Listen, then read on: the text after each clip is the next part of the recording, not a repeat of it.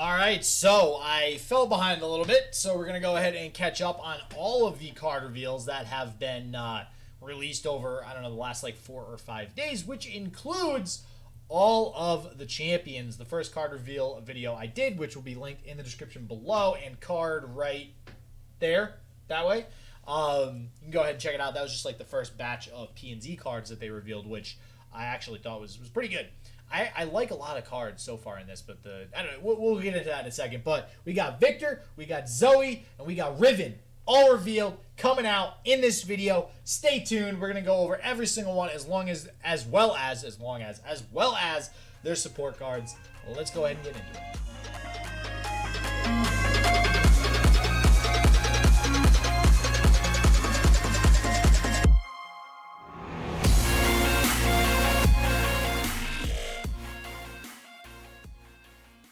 And as always, everybody, if you like the video, don't forget to hit the like button and subscribe to the channel for lots of Legends of Runeterra content, tournament content, deck content, all types of content that you could possibly want for Legends of Runeterra.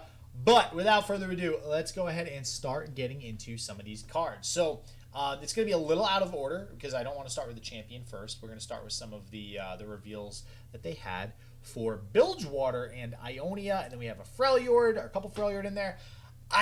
This was probably my favorite reveal of all of the reveals that they made for this set outside of that P&Z, those burn cards, right? So I really love a lot of these cards. So let's go ahead. Let's start with It That Stares. I love the nomenclature with these cards. She Who Wanders, It That Stares. I don't think this is going to be the last of something that somethings anytime soon. But It That Stares, we get an 8 mana 8/8. Play, obliterate all landmarks, or deal 2 to all other units. So this is basically landmark removal for Freljord, which it did need some additional removal for that, just to combat things like Tahm Kench Soraka. Although there isn't still a lot of landmarks really being played yet, but I digress.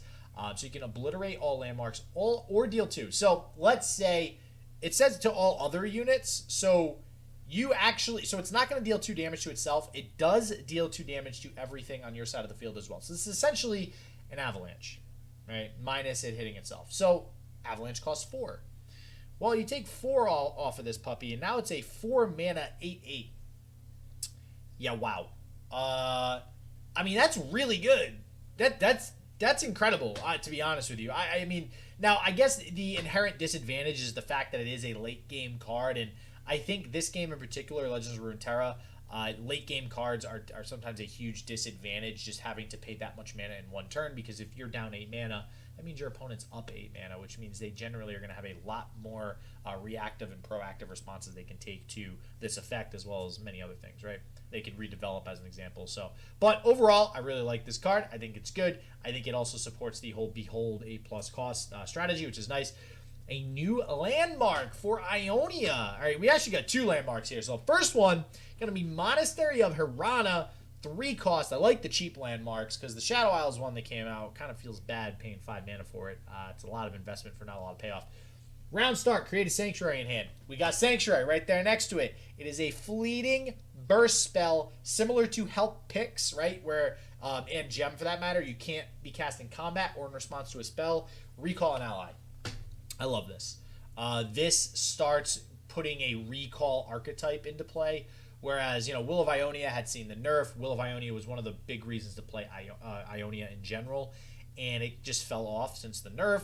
There hasn't really been a lot of the recall mechanic used like it used to be in something like Crimson Elusives, and then really far back in the day, Elusives with like Solitary Monk and stuff like that. So seeing this sort of strategy back in play, really excited about it. Scargrounds is by far my favorite card of this set so far. Woo! When an ally survives damage, grant it +1/+0 and tough. Grant means they keep the +1/+0 and that they keep the tough. Oh man, this means you don't have to play. Or Jesus, what I don't even remember the name of it now. It's the 3/1 with tough overwhelm. You don't have to play that anymore. You can actually play some other units because they will get granted tough with this card. That was one of the reasons why you wanted to play that in the first place, was because if it did, attack with something like Vladimir, or you had something else on the field that did Battle Scars damage, it wouldn't die because of the tough. Now you don't need to play that. You can just play Scar Grounds, and now everything in your deck theoretically can get granted tough. It does need to survive the additional damage, though, so unfortunately, one health thing still won't be able to make use of this card unless they get buffed. But I digress. This means that Battle Scar decks are going to be a thing, and I am super excited about that, so hell yes, love both these landmarks. Homecoming, also for Ionia, recall an ally, unit, or landmark to recall an enemy unit or landmark. So recall your own thing. It's kind of like a go get it in a sense, but it's like a go get it mixed with Will of Ionia, right? I don't hate it. I don't know if this is gonna be a hard to fit in. If there's like a recall archetype that comes out of something like Monastery of Hirana, I think this could be pretty good. I mean, the power to be able to recall something of your own is sometimes very, very, very strong depending on what type of archetype you are playing. And then obviously Will of Ionia has always been good, right? So if you can make the cost of recalling your unit basically not cost anything because you get another playable effect or something, then this would be basically a really cheap Will of Ionia, in which case I very much like this. I think just a different way to look at Will of Ionia since it got nerfed. So Boom Ship, I think, is a great Bilgewater addition as one of the, I think they were supposed to get like 2 cards in this release set. Deal 1 to a unit, then summon powder kegs equal to the amount of damage dealt. A Funsmith Bilgewater deck seems really fun, no pun intended. Basically anything that buffs up this card means you're going to get more powder kegs, and this means keg control is even more of a thing. We already kind of have keg control in TF Go Hard. It might as well be. It's just reimagined keg control from back in the day. So love Boom Ship. And Wiggly Burblefish, which has gotten a lot of publicity, so to speak, online because it's this cute little looking Wiggly Burblefish. Elusive, reduce it by 1 cost for each spell you've cast this game. And when it's summoned, create a 1 cost spell from your regions in hand. Interesting. I think if it's free, it's going to be really good. I think that this could be good for like a 1 cost deck archetype as well, because you will be getting 1 cost spells. That only really works with 1 cost followers, so I don't know if that would really be the way to go. But I don't know. It's definitely interesting. A 0 cost 3/1 elusive seems like it could be pretty good. It's definitely not going to be hard to get this down to 0.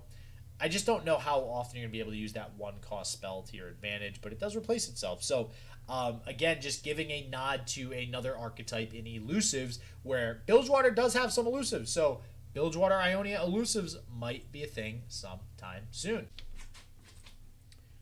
All right, and real quick before we get into VIKTOR now, baby, quick shout out to Cosmic, otherwise known as Cosmic Plays on Twitter, for that last graphic. And it looks like Riot has kind of taken his advice and started their own graphics as well for the champion. So this one is actually directly from Riot.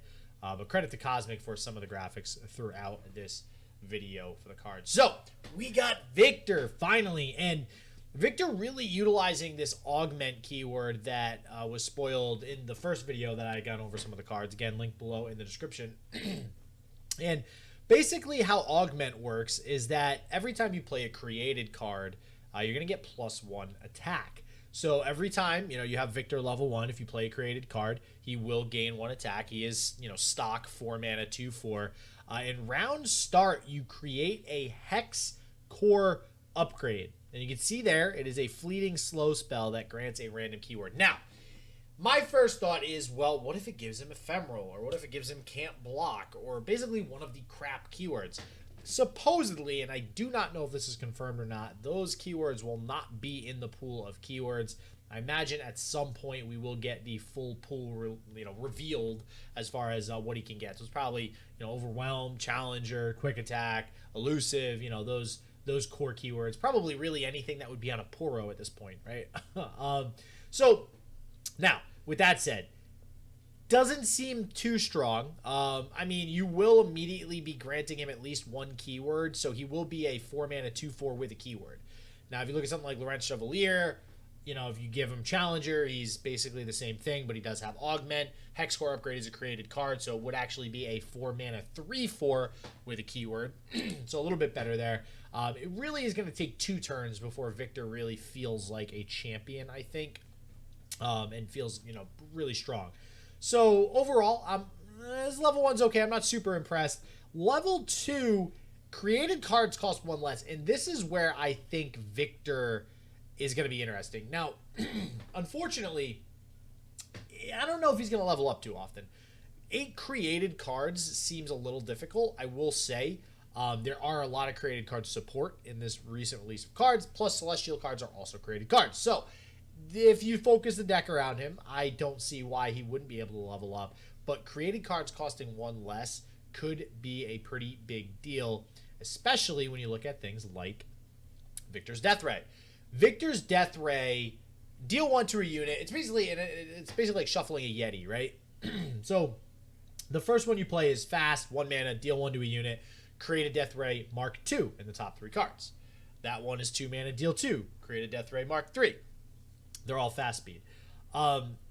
These costing 1 less actually feel really good. So a 0, or let's say probably the next one, right? 1 mana, deal 2 to a unit, put 1 in the top 3 of your deck. Like, that feels really good if VIKTOR's on the field. Plus, if you have your deck kind of built around this strategy, Funsmith anybody, and I keep mentioning Funsmith because I really do feel like a lot of these cards that are released will finally allow Funsmith to see some play. So we'll see if that's going to be the case. But on their own, I'm not crazy about Death Ray. Like, it just feels like it's sucking up one of your draws. One of the counter arguments to Yeti is you get a 1 mana 5/5, sure, but you are not drawing another card that could have been more valuable or more impactful. Generally, a 1 mana 5/5, especially early on in the game from an Averrosion Trapper, is not going to feel bad in most situations, so you can't really make that argument as much. This doesn't feel the greatest, not going to lie. So it's obviously a champion spell. It's probably just Mark 1 that's a spell. I don't know if they're going to have each individual one in the set, but I don't know if you ever main deck this. Like a 1 mana, deal 1 to a unit, that just feels... I mean, it's a Thermo Beam, I guess, when you look at it that way, and it upgrades itself, but I don't know if you want to replace a draw with a 2 mana deal 2 and a 3 mana deal 3. To a unit. Can't go face either, right? Whereas the other PNZ cards that we went over in the other video can go face. So... And finally, iterative improvement. Pick a follower. Create a copy of it. +1/+1. Burst speed, cost 2. Love this card. I think this screams combo decks. I think, again, just because we're on the Funsmith train right now, let's say you got a Funsmith, you're able to copy Funsmith, buff it up a little bit, and, multiple Funsmith is always fun, right? Being able to buff up your spells by that much seems like it'll be pretty good. This obviously supports VIKTOR, created cards, any of those created cards concepts, like you'll see in another champion here in just a second as well. Hint, hint, wink, wink, nudge, nudge. So I love iterative improvement. The rest of these, not so happy about. I'm not going to lie, I'm not crazy about VIKTOR. I don't know if he'll see too much play because I think PNZ burn will be a thing again. I don't know if VIKTOR PNZ like spell burn is quite going to be enough. Maybe VIKTOR control, possibly? I don't know. Heimer creates cards, so VIKTOR Heimer control. I don't know. I throwing stuff out there. Not crazy about VIKTOR though. All right, camera back on over to the right. We got some more regular cards here before we get into some other champions. So we got some ephemeral action going on. One's an epic, one's a common. So these are interesting. So for those of you Hearthstone fans, you'll definitely recognize Pesky Specter's effect, kind of putting useless cards into your opponent's deck.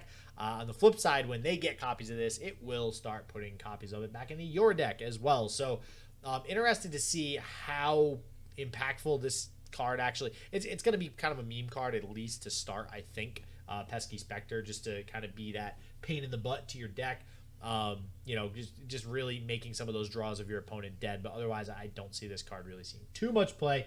Evershade Stalker really makes you think about Stalking Shadows, not just because the picture is from Stalking Shadows, but Ephemeral Fearsome 2/2 Nightfall, create a copy of me in hand, which means you can unlimitedly play this card. Every single turn, as long as you have something to play before it, you can play Evershade Stalker. Now, when you combo this with something like Stalking Shadows, which everybody thought was going to be huge when it first came out, it wasn't. It pretty much tanked. It's never really been that great of a thing.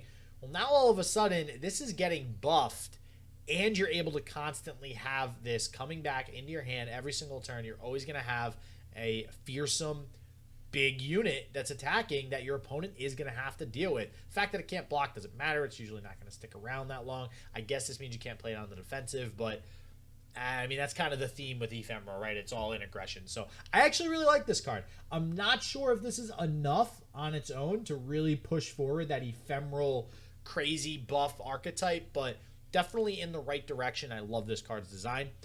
To get into some of these other cards, we have Demacia and Targon too. So before I'm going to do the landmark last because I really like the landmark. Solari Sunforger, Daybreak, give me lifesteal just this round. So this is interesting. When you look at something like Tasty Fey Folk as a 4-2, this seems a little overpowered, but you got to remember this is only for the round, and it needs to be Daybroken. So if this isn't Daybroken, it's just a 4-mana 5/4 vanilla, which seems in line, right? Usually 4-mana 4/4 is what you're looking for. If it's vanilla, you might want to see a little bit more on the stat side, which is why Loyal Badger Bear is a 3/4, so you get the +1 health. This one getting the +1 attack. Now it's got the added Daybreak effect. Daybreak, give me lifesteal this round. So I actually really like this. I think it's super balanced. I think it just gives another option to Daybreak decks. I think it further supports kind of that Daybreak control strategy. I don't know if this is a better option than some of the other Daybreak cards, though. Solari Soldier just seems really, really like a core integral part of the strategy. And as far as 4 mana is concerned, I don't know if you want to replace Ravoon. That's at 5 mana. You got Leona taking up a spot at 4 mana. I don't know how much this is actually going to see play, but I do think it does fill a spot that Daybreak needs, which is later game control. Lifesteal, stay in the game. I like it. Seems good. Moonlight Affliction. Okay. Wow. God, I love me some Targon now. First we got Hush. Now we got this. All right. All right. First off, he looks like X-Men. What's that guy with the wow, white man? I know so many X-Men guys too. Like all I ever think of is Wolverine. Man, the guy with the glasses and he shoots the laser beams. I don't know. This looks like that, and it's just as strong as that too. Silence 2 enemy units this round. So it's basically 2 hushes in 1. Okay, for 1 extra mana. All right, I'm not mad. All right, you're getting twice the amount of value for 1 extra mana. Seems good. Nightfall, they can't block this round. Now suddenly, this can be used as an offensive card. So when you're trying to do something like go in for an all-in like Leona with Leona's Daybreak or Morning Light, her champion spell, and it's +2/+2 to everything, and you're stunning things, and maybe they have some stuff left over to block. Well, now you got Moonlight Affliction. So I love this card. I think it's great. I think it further supports Targon's region design with being able to hush things and silence things. So amazing card. Very, very happy to see it. Captain Erika, before we get into the landmarks. 8 mana 6/6 spell shield, play, capture a unit or landmark. This is a really interesting card because we're finally getting more use of the capture mechanics in this set. Obviously you had Tom Kench. We still don't really see Detain played too much. Detain is cheaper than this, but you don't get the body. So, like, just off the top of my head, this is way better than Detain, right? You're getting, for, like, almost no mana, you're getting a 6/6 body. With Spell Shield, no less. Whereas Detain, you still need the unit to survive as well. And that unit doesn't necessarily have Spell Shield. So, I think this is a better version of Detain. The problem is, with it being 8 mana, that is a pretty costly card. And for Demacia, you want your 8 mana cards. Maybe this is more of like a control Demacia type thing. Lux, maybe, just throwing it out there. Because Demacia, generally, with 8 mana, you want to be finishing off the game. You want something big and bad that's going to finish the game. Now, 6/6, don't get me wrong, is pretty big. But I don't know if it's really beefy enough for people to want to play it just for that detain capture-like effect. It does also capture a landmark. So I do want to throw that out there. So it is some nice tech for landmark removal as well. So speaking of landmarks, we got the Grand Plaza and Targon's Peak. Targon's Peak was Riot saying, hey, we're going to give Targon some RNG. Screw it. Round start, reduce the cost of a random card in each player's hand to 0 this round. I mean, that's a lot of mana invested for 5 mana, but again, this could also open the way for some more combo decks. I'm not personally crazy about this card. This seems very difficult to get it to target the card that you want in hand. I mean, you would theoretically need to be emptying your hand and getting it down to like 1 card, and there's no like 1 card in the game right now that I can think of that if you're able to play that for free, it like wins you the game. I mean, if you play a Progress Day for free, that feels good, right? Like, there's some cards that just feel really good, but I don't know if the 5 mana investment's worth it, and I don't know if there's really a deck that you can build an archetype around yet for this. So I'm going to go on a limb and say this isn't really going to see much play for now. More of a meme card, but definitely opens up some possibilities in the future depending on how big of win condition cards we get that are quite expensive down the line. Grand Plaza, an amazing landmark though for Demacia. Similar to the Freljord one where when something survives damage you get +1 and tough granted. This is not Grant, which is very important. I do also think that +1/+1 and Challenger is better though, which makes sense why it's only for the round. And this is when it's summoned. So there's less of a cost to trigger it as well. Having a unit survive damage is a pretty big cost. So you get a pretty, bigger payoff, so to speak. And then +1/+1 and summoning a unit is pretty easy. +1/+1 and Challenger is a little bit better, I think, than the +1 attack and tough. I mean, you could argue either way. It depends on the archetype. But I think for Demacia, I think this landmark hits it. I think this is a pretty cool landmark. I think that this possibly could be used in almost any Demacia archetype. Dragons, this seems like it would be okay with. Man, some sort of like mid-range, maybe even smaller unit deck now with War Chefs again. Maybe War Chefs becomes a thing again. So, I don't know. I really like this. I'm curious to see where Demacia goes after these cards. All right, back in the middle for the one, the only ZOE, ladies and gentlemen, and she is basically the Teemo of Targon. It's the way I'm going to put this. She is a 1-cost, 1/1 elusive, which is basically why I use the Teemo reference. Nexus Strike, create a super cool Stardust in hand, or if you already have one, reduce its cost by 1. So, super cool Stardust. Sorry, super cool Star Chart, I should say, which you see right there, is a 2-mana burst speed, invoke a Celestial card that costs 3 or less. So, interesting, she's going the Celestial route, so definitely going to support the Celestial builds here. And you notice it's not fleeting. A lot of the champions lately that have produced cards produce fleeting copies. This is not fleeting. So every time she Nexus Strikes, you can just hold on to this bad boy. Which means if she does Nexus Strike again, you are essentially just going to save 1 mana. Or if she continues, you can just get it free, eventually, right? When she has seen you play 10 cards with different names, then she levels up. So kind of like Submersible. Submersible, anyone of you? Or maybe this is an archetype. ZOE Submersible elusives, Targon PNZ elusives. I don't know. Just saying. When she does level up for the rest of the game, when you summon an ally, grant its keywords to all allies. My first question is, when she levels up, does that mean just for the rest of the game, regardless of whether or not she's on the field? Like when you play units now, just everybody gets the keywords? Not sure. The way it's worded leads me to believe that, but I would also see 100% the other way, because it seems a little busted, but on the flip side, she also seems a little bit difficult to level up as well. So maybe that's not busted. Maybe when she levels up, you just get that effect for the rest of the game. That would be pretty nice. I think she'd be decent if that was the case. Still a little hard to build a deck around. And then Nexus Strike, this time you just create a Behold the Infinite that costs 0.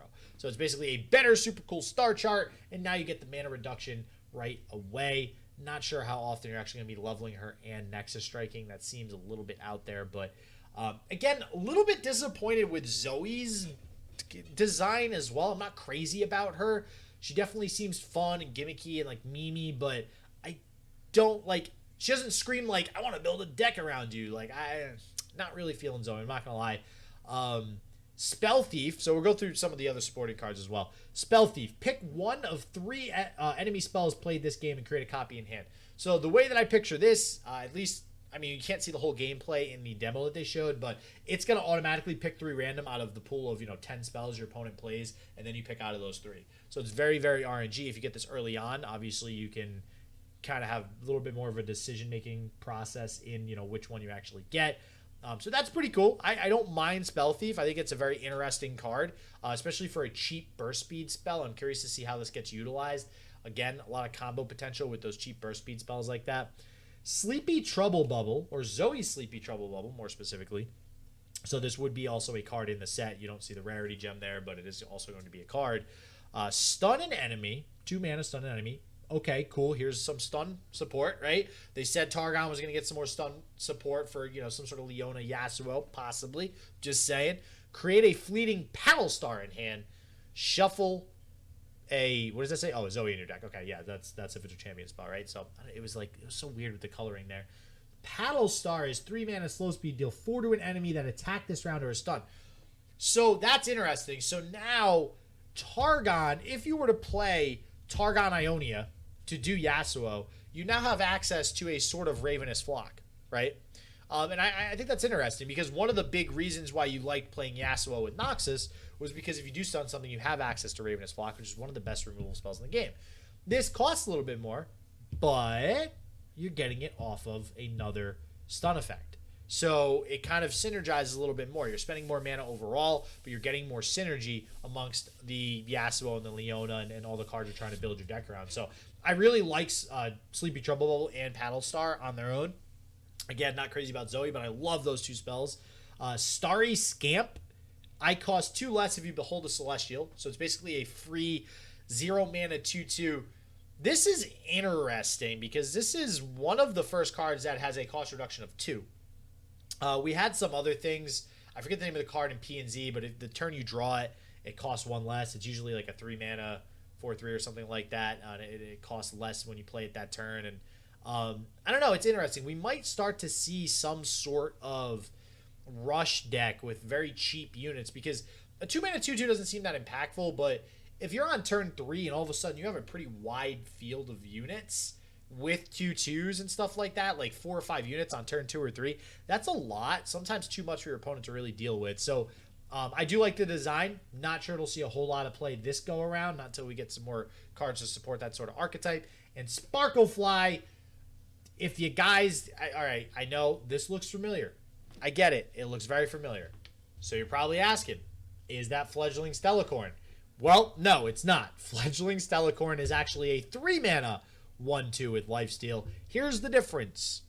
Sparklefly has elusive. Fledgling Stellacorn has spell shield. So the question is, are you okay with spending 1 more mana?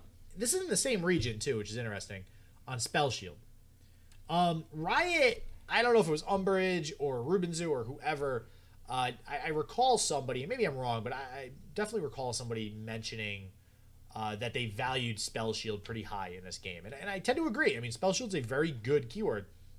So it makes sense to me that they are valuing Spell Shield more than Elusive here. Elusive equally as strong. Like, Elusive is another powerful keyword in this game, though. So I don't know. It's interesting. It's very, very interesting to me. I don't think Fledgling Stellacorn is really ever going to see play. Mainly because as impactful as Spell Shield is, 1 attack is like... A 1 attack, 2 health is like, why am I playing you? And 3 mana investment for that seems very, very bad. Whereas Sparklefly, 2 mana doesn't seem as bad, and you're pretty much guaranteed to get that elusive hit off with that 1 attack, so at least you know you'll get 1 lifesteal off of it. I don't know. Sparklefly to me seems more playable than Fledgling Stellacorn. I understand the cost discrepancy, but I'm going to go out on a limb and say Sparklefly is just flat out better. All right, we're changing up again. This screen looks a little bit different, but we got 2 separate reveals actually prior to Riven. Riven's going to be last here. So here's the first rush of, and no pun intended, of Noxus cards. Hunt the Weak. Your opponent discards the weakest follower from hand. That's really interesting. Not going to lie. Slow speed Noxus spell. A little bit of hand control there. And I was always wondering when they're going to release more hand control like they had in Bilgewater, where they have those cards that just, nab stuff from your hand. I really like this. Your opponent discards the weakest follower. This is very... I like it because if you discard your opponent's weakest follower, sometimes that means that their curve is messed up now, and they're not going to be able to even summon a defender or somebody to block that turn, right? A follower. So that, a lot of times, if you're playing an aggressive deck, is going to be the difference in you getting off another direct attack and doing more damage. So... very interesting card design. I really like it. Brutal Hunter, 4 mana 3/3 challenger. When I'm summoned, give me quick attack this round. Love this card. This is Diana in Noxus, right? Quick attack challenger is probably one of the deadliest combos you can have in this game. It is basically a 4 mana 3 damage removal. This is gotcha in a follower, except guess what? It also sticks around on the field unless your opponent has an answer to it. So I really like this. The upside of it is insane. Being able to deal 3 damage and also keep it 3/3 body. The value of this card is really like 6 mana. And it still keeps Challenger after the fact too. So I really, really love this card. I think this is going to be a staple in a lot of Noxus decks. Wrathful Rider is really awkward. Really awkward.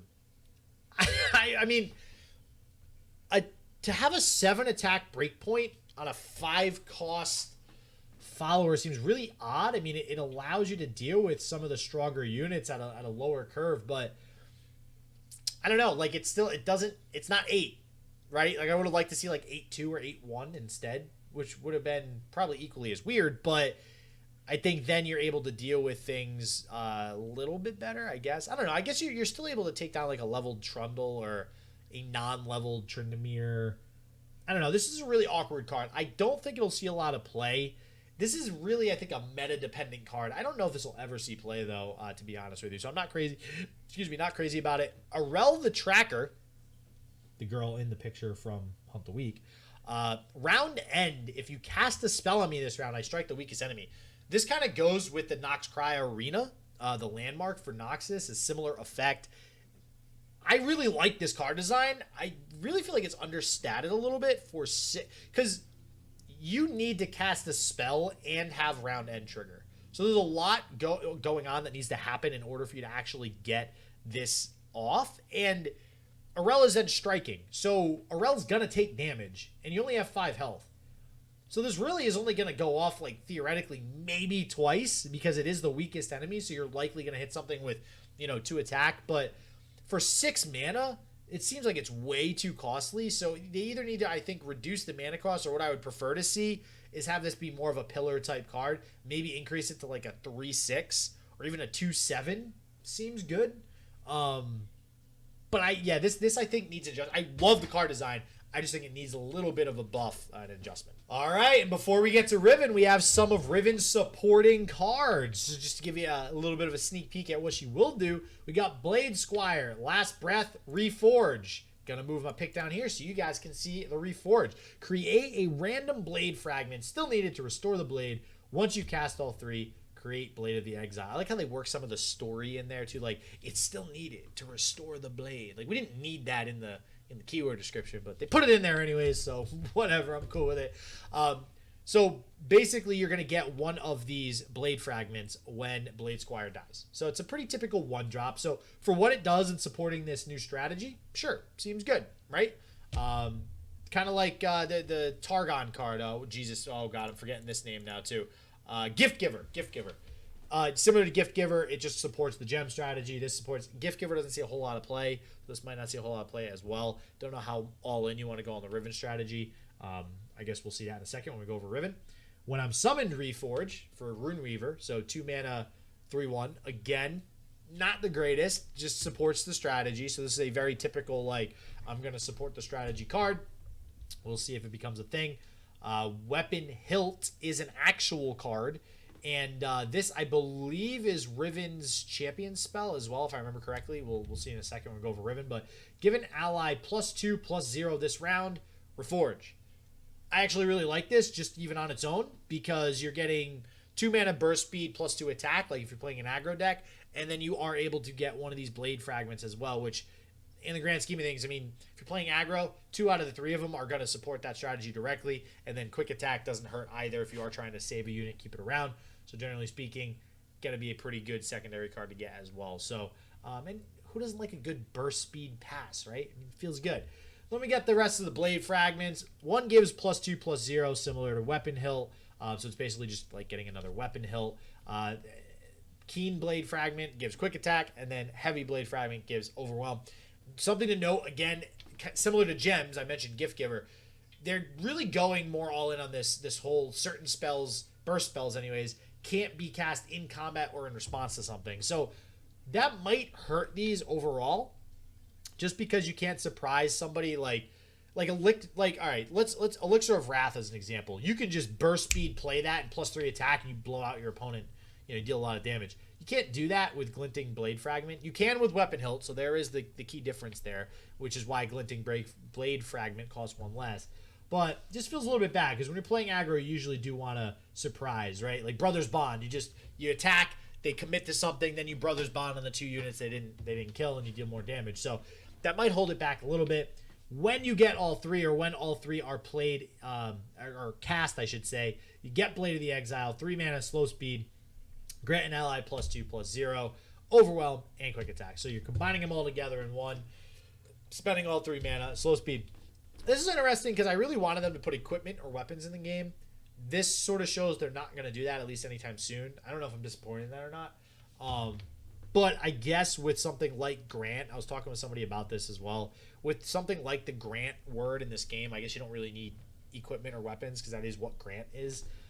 There is a different interaction that would probably occur with weapons, but I don't know. That's neither here nor there. That's for a future discussion. Maybe they'll have weapons. But without further ado, let's go ahead and get into who you've been waiting for. All right, Riven is here, baby. And all right, so let's go over. So Riven's weapon hilt is what we just went over that. So that is her champion spell. We're gonna go over these two spells first before we're gonna do Riven. So Sharpened Resolve, 3 mana burst speed, give an ally +3/+2. I could have seen this coming eventually for Noxus. Not sure if I would have preferred to see like +4/+1. I don't know if that would have been broken at 3 mana.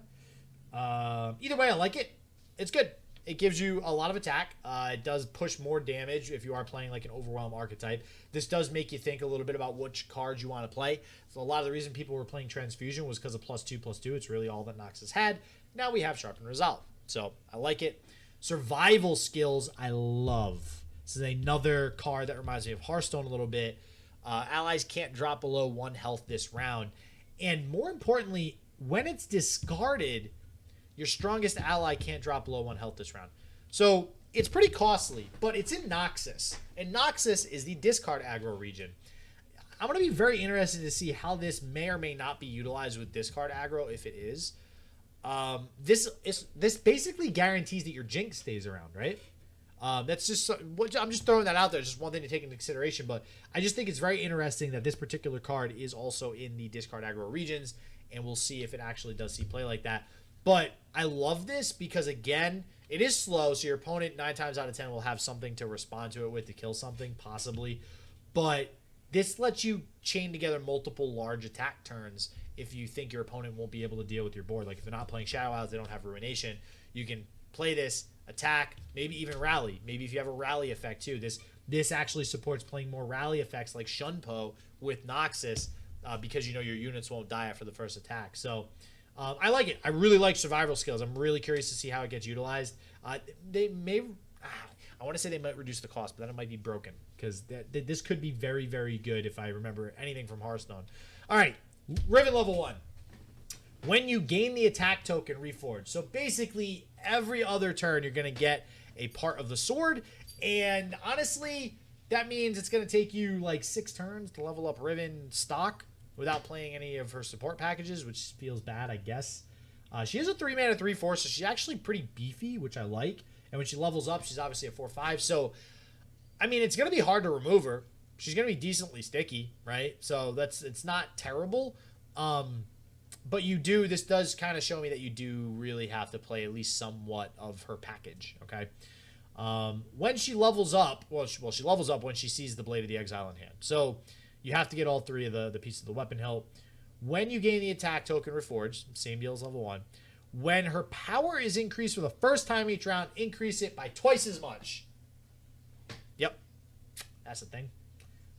Yeah, this is definitely an aggro beatdown archetype. Love to see it. First thing that comes to mind, I just mentioned it earlier, Elixir of Wrath. 1 mana burst speed +6 attack. Sign me the hell up. That seems really good. And then even playing like Riven's sword, like if we go back and look at the sword itself, +0 overwhelm and quick attack. Now that becomes +4/+0.